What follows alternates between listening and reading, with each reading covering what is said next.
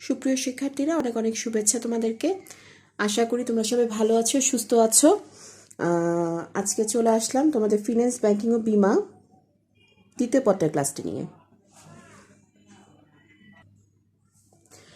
আচ্ছা, দ্বিতীয় পত্রের ক্লাসটি নিয়ে বোর্ডে দেখো আমি তোমাদের একটা ছক এঁকেছি তোমাদের বোর্ডে। ফিন্যান্স, ব্যাংকিং ও বিমা দ্বিতীয় পত্রের উপর আমি একটা মাত্র ক্লাস নিয়েছিলাম তোমাদের। ব্যাংকিং ব্যবসার যে ক্রমবিকাশ, ব্যাংক কাকে বলে, ব্যাংকিং কাকে বলে, ব্যাংকার কাকে বলে, এই ব্যাপারগুলো আমি টুকটাক ব্যাপারগুলো তোমাদের বুঝিয়েছিলাম। আজকে আমরা যাব আমাদের ব্যাংকের শ্রেণী বিভাগের মধ্যে। ব্যাংকের শ্রেণী বিভাগটা খুব বেশি গুরুত্বপূর্ণ। এই চ্যাপ্টার থেকে উদ্দীপক আসলে এই ব্যাংকের শ্রেণী বিভাগ থেকে আসে, চ্যাপ্টার থেকে উদ্দীপক আসলে। হ্যাঁ, তো সেই ক্ষেত্রে ব্যাংকের যে শ্রেণী বিভাগটা আছে এটা খুব ভালো করে পড়তে হবে। তবে মজার ব্যাপার হচ্ছে ব্যাংকের শ্রেণী বিভাগটা অনেক সোজা এবং সবগুলো পড়ার কোনো দরকারই নেই। আমি যদি অনেক হিজিবিজি করে লিখেছি, বাট আজকে আমরা বুঝবো ব্যাংকের শ্রেণী বিভাগটা।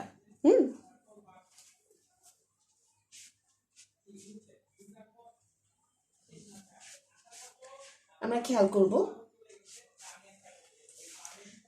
করো, ব্যাংকে ভিত্তি কয়েকটা ভিত্তিতে ভাগ করা যায়।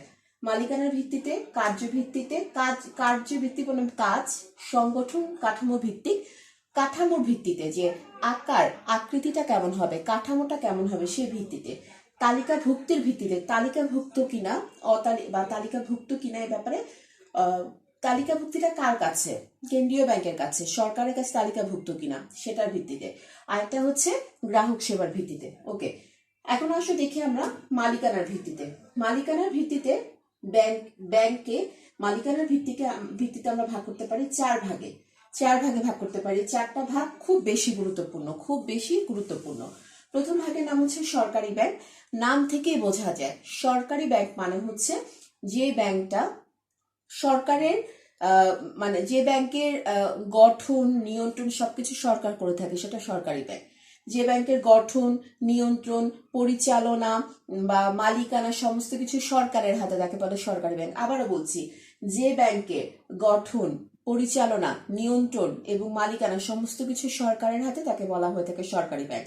বাংলাদেশের প্রেক্ষাপটে সরকারি ব্যাংকের উদাহরণ হচ্ছে বাংলাদেশ কৃষি ব্যাংক, সোনালী ব্যাংক, অগ্রণী ব্যাংক, জনতা ব্যাংক ইত্যাদি।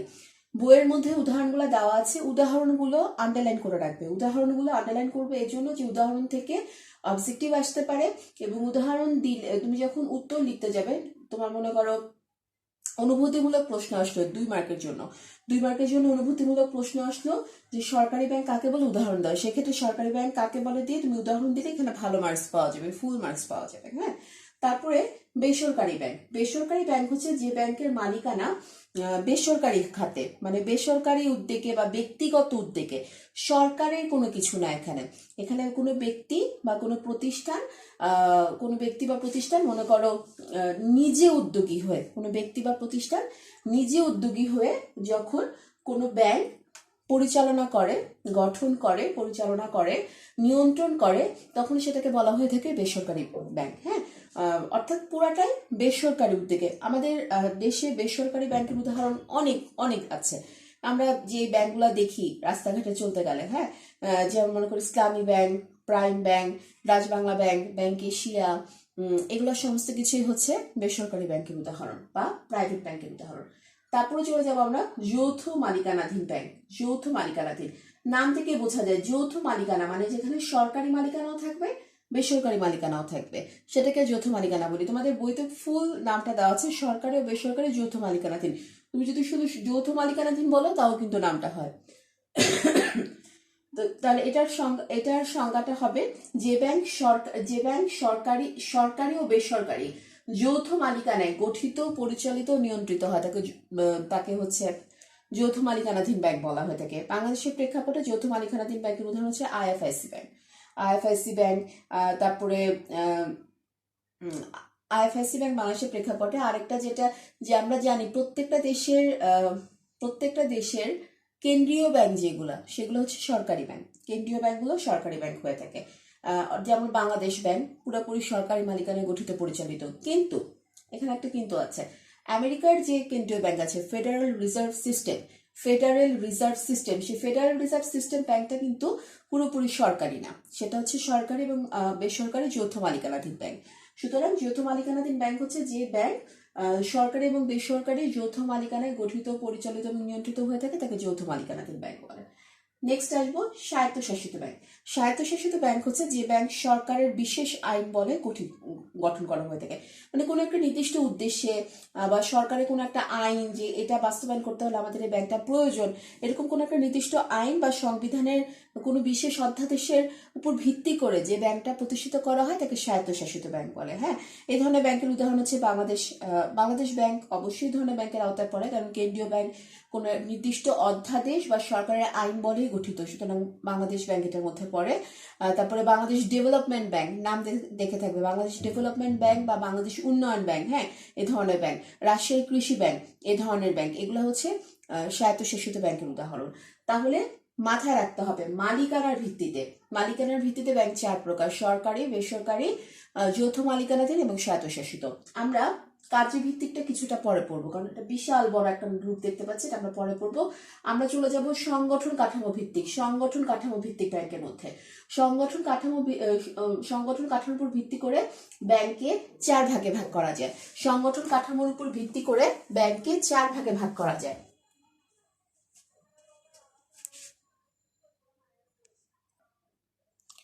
আচ্ছা, সংগঠন কাঠামোর উপর ভিত্তি করে ব্যাংকে 4 ভাগে ভাগ করা যায়। আমরা দেখতে পাচ্ছি এখানে একক ব্যাংক, শাখা bank, chain bank, group bank. একক ব্যাংক, শাখা bank, chain bank, group bank. আচ্ছা, এই 4টা আমরা একটু বুঝবো। একক ব্যাংক, শাখা ব্যাংক। একক ব্যাংক, আবার বলছি, সংগঠন কাঠামোর উপর ভিত্তি করে, অর্থাৎ আকার আকৃতি এটার উপর ভিত্তি করে ব্যাংকে 4 ভাগে ভাগ করা যায়: একক ব্যাংক, শাখা bank, chain bank, group bank. আচ্ছা, একক ব্যাংক বলতে বোঝায় যে ব্যাংকের একটাই মাত্র শাখা, তাকে একক ব্যাংক বলে।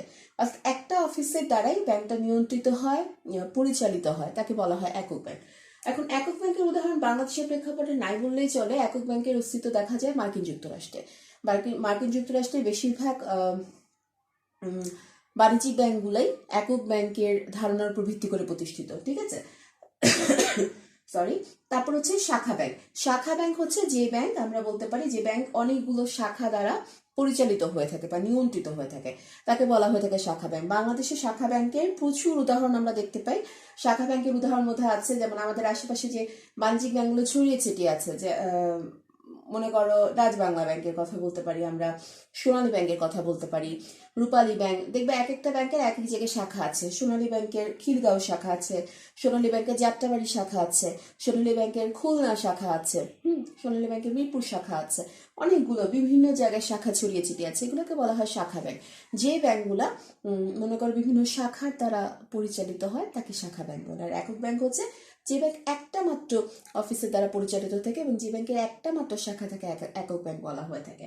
আবারও বলছি, একক ব্যাংকের অস্তিত্ব বাংলাদেশের প্রেক্ষাপটে নেই বললেই চলে। একক ব্যাংক দেখা যায় মার্কিন যুক্তরাষ্ট্রে। আর শাখা ব্যাংক বাংলাদেশে প্রচুর পরিমাণে দেখা যায় এবং বাংলাদেশের বেশিরভাগ ব্যাংকই শাখা ব্যাংকের অন্তর্গত। হ্যাঁ, চেইন ব্যাংক এবং গ্রুপ ব্যাংক। চেইন ব্যাংক এবং গ্রুপ ব্যাংক দেখাতে হলে আমাকে একটু এই চারটা বুঝতে হবে, ঠিক আছে।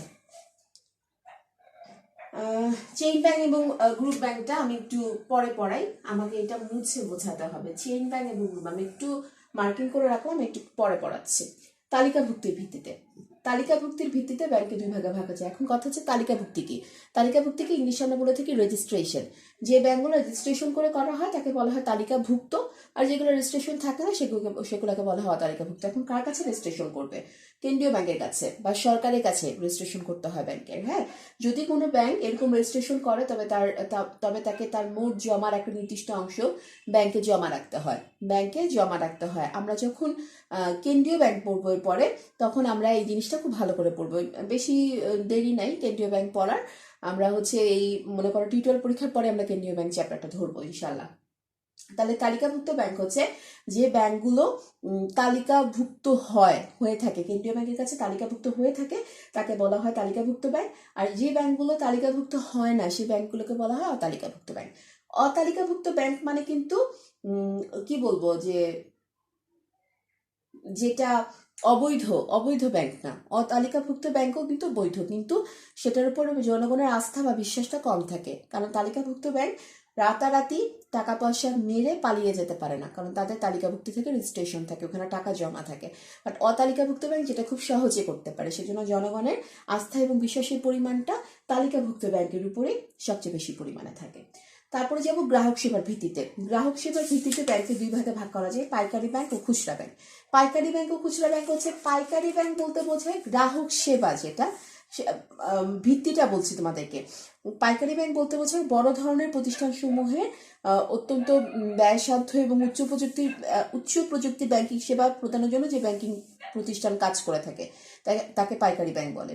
বৃহদায়তন সরকারি সংস্থা এবং দেশি বিদেশি বহুজাত কর্পোরেট প্রতিষ্ঠানগুলো এ ধরনের ব্যাংকের গ্রাহক হয়ে থাকে।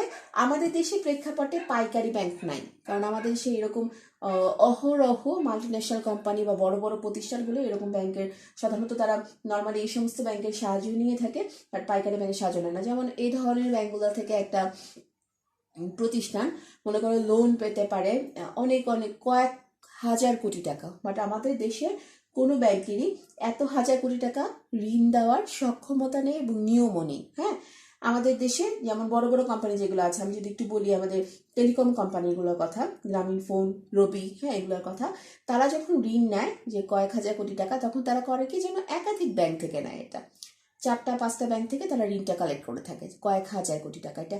কিন্তু পাইকারি ব্যাংক যে দেশে আছে সেগুলো পাইকারি ব্যাংক একাই এই জিনিসগুলোকে হ্যান্ডেল করতে বা এই জিনিসগুলোকে নিয়ন্ত্রণ করতে প্রস্তুত থাকে। হ্যাঁ, তারপর খুচরা ব্যাংকে যাব। খুচরা ব্যাংক হচ্ছে অর্থাৎ ব্যক্তি, গ্রাহক বা বিভিন্ন সাধারণ ব্যবসায়ী ও ব্যবসায়ী প্রতিষ্ঠানকে যে সকল ব্যাংক ব্যাংকিং সেবা প্রদান করে থাকে তাকে খুচরা গ্রাহক বলে। এই ধরনের ব্যাংকিং এ আমানত সংগ্রহ, অর্থ উত্তোলনের সুযোগ প্রদান, অর্থ সংগ্রহ, অর্থ পরিশোধ, ঋণ দান, ক্রেডিট কার্ড সরবরাহ ইত্যাদি এই ব্যাংকের কাজগুলো হয়ে থাকে।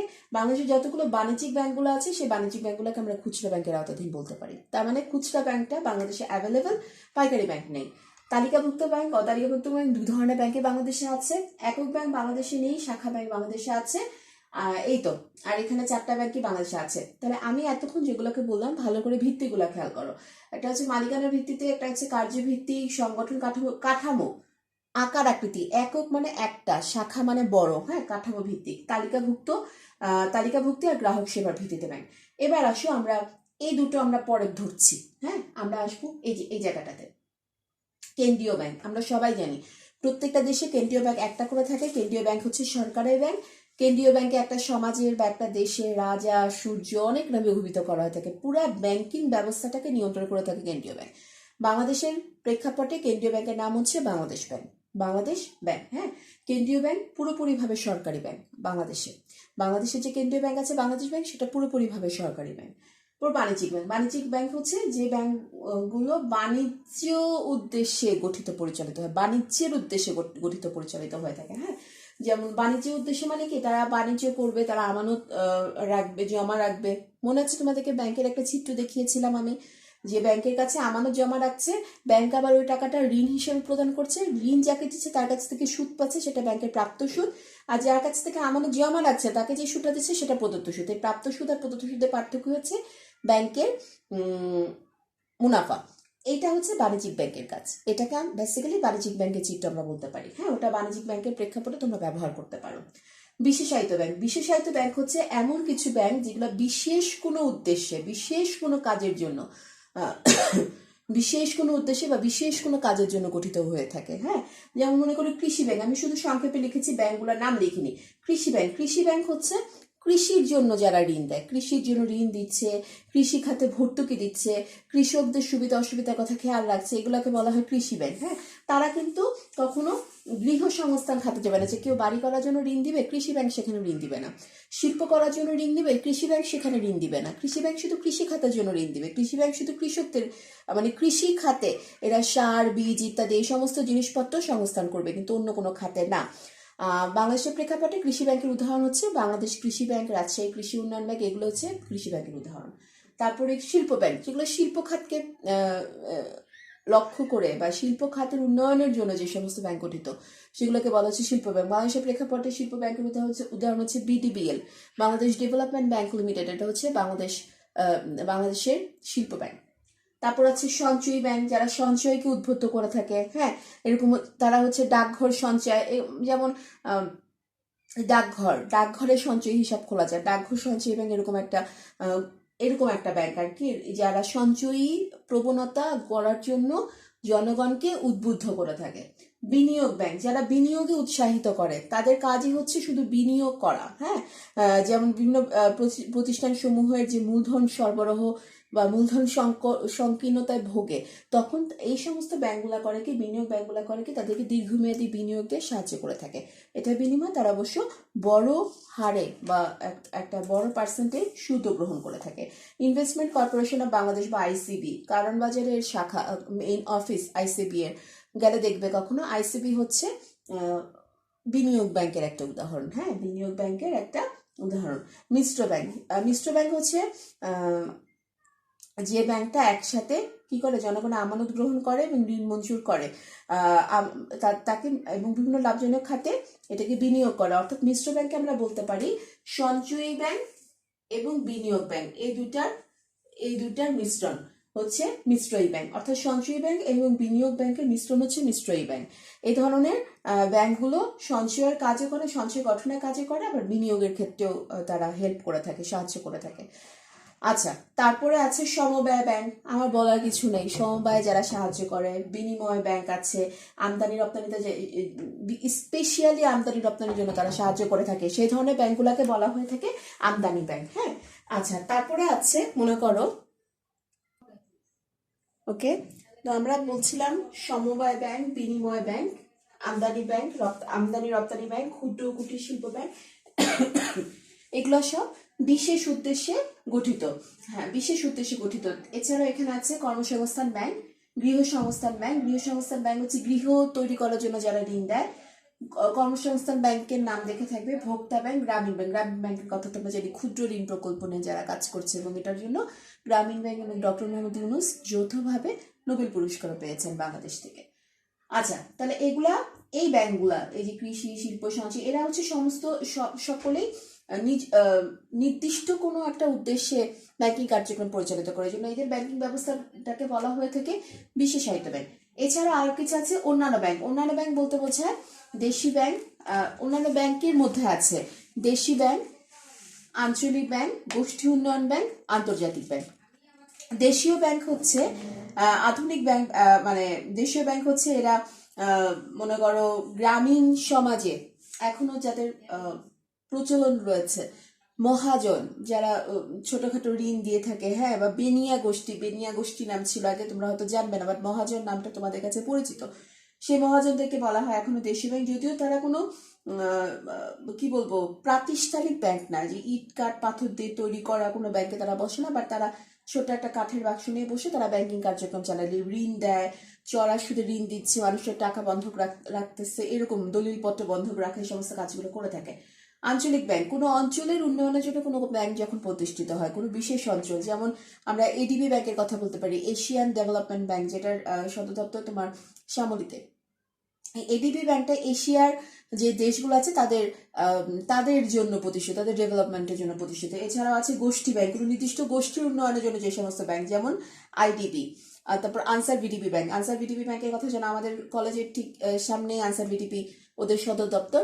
ওদের যে ব্যাংকটা আছে সেটা শুধুমাত্র আনসারদের জন্য গঠিত, আনসারদের উন্নয়নের জন্য গঠিত। এছাড়া আছে আইডিবি, ইসলামিক ডেভেলপমেন্ট ব্যাংক, যেটা ইসলামিক যে রাষ্ট্রগুলো আছে তাদের ডেভেলপমেন্টের সাথে জড়িত।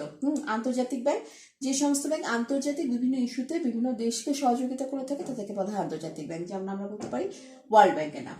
আমি একবার ছোট্ট করে রিভিউ দিই। মালিকানা ভিত্তিতে ব্যাংক 4 প্রকার: সরকারি, বেসরকারি, যৌথ মালিকানাধীন এবং স্বায়ত্তশাসিত। সংগঠন কাঠামোর ভিত্তিতে 4 প্রকার: একক, শাখা, চেইন, গ্রুপ। তালিকাভুক্তির ভিত্তিতে 2 প্রকার: তালিকাভুক্ত, অতালিকাভুক্ত। আর সেবার ভিত্তিতে, গ্রাহক সেবা ভিত্তিতে 2 প্রকার: পাইকারি, খুচরা। এখন কার্যভিত্তিক ব্যাংক 4 প্রকার। কার্যভিত্তিক ব্যাংক 4 প্রকার: কেন্দ্রীয়, বাণিজ্যিক, বিশেষায়িত, অন্যান্য। কেন্দ্রীয়, বাণিজ্যিক, বিশেষায়িত, অন্যান্য 4 প্রকার। 4 প্রকারের মধ্যে বিশেষায়িত অনেকগুলো ভাগ আছে, বা 4 প্রকার। এখন দেখো এখানে যে বাণিজ্যিক ব্যাংক আছে, বাণিজ্যিক ব্যাংক কিন্তু শাখা ব্যাংক, যেমন একটা বাণিজ্যিক ব্যাংকের নাম বলি, রূপালী ব্যাংক। রূপালী ব্যাংক একটা বাণিজ্যিক ব্যাংক। রূপালী ব্যাংক কিন্তু শাখা ব্যাংক। হ্যাঁ, শাখা ব্যাংকও। তাহলে তুমি যখন বলবে যে এরকম একটা ব্যাংকের কথা বলবে, যেমন প্রভাতী একটি ব্যাংক, তারা এরকম বিভিন্ন শাখা তাদের রয়েছে, বিভিন্ন অঞ্চলে তাদের বিভিন্ন শাখা রয়েছে। কার্যভিত্তিক প্রভাতী ব্যাংক কোন ধরনের ব্যাংক? তুমি যদি এটা দেখো যে তাদের বিভিন্ন অঞ্চলে বিভিন্ন শাখা রয়েছে, এটা দেখে তুমি করলা কি, লিখে দিলা শাখা ব্যাংক, যে প্রভাতী ব্যাংক হচ্ছে শাখা ব্যাংক, তাহলে কিন্তু তোমার নাম্বারটা কাটা যাবে। কারণ আমি তোমাকে প্রশ্ন করেছি কার্যভিত্তিক সেটা কোন ব্যাংক, তো তোমাকে লিখতে হবে কার্যভিত্তিক এটা বাণিজ্যিক ব্যাংক, কার্যভিত্তিক এটা বাণিজ্যিক ব্যাংক, কারণ কেন্দ্রীয় ব্যাংকের কোনো শাখা থাকে না। ঠিক আছে, কার্যভিত্তিক এটা বাণিজ্যিক ব্যাংক। হ্যাঁ, আবার যদি বলি সংগঠন কাঠামো ভিত্তিক এটা কোন ব্যাংক, তখন তুমি বাণিজ্যিক ব্যাংক লিখলে হবে না, তখন তোমাকে শাখা ব্যাংক লিখতে হবে। ক্লিয়ার আমার কথাটা? তার মানে কার্যভিত্তিক আসলে কোন প্রকার, সংগঠন কাঠামো ভিত্তিক কোন প্রকার, নামগুলা এভাবে তোমাকে মুখস্থ করতে হবে। 4 প্রকার, 4 প্রকার, 4 প্রকার, 2 প্রকার, 2 প্রকার। এই যে বেসিক এই 3 4 12 13 14 15 16 16টা প্রকার, এই 16টা প্রকার মাথায় রাখতে হবে, সেট করে নিতে হবে মাথায়। হ্যাঁ, ওকে, আসো আমরা দুইটা জিনিস বাকি ছিল এখানে, চেইন ব্যাংক আর গ্রুপ ব্যাংক। চেইন ব্যাংক আর গ্রুপ ব্যাংকের যে কাজটা আছে আমরা একটু দেখবো, চেইন ব্যাংক এবং গ্রুপ ব্যাংকের।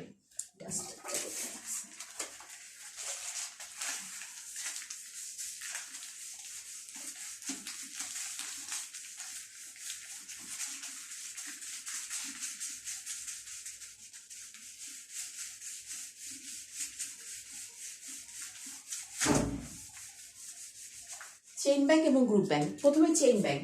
চেইন ব্যাংক, চেইন বলতে আমরা কি বুঝি?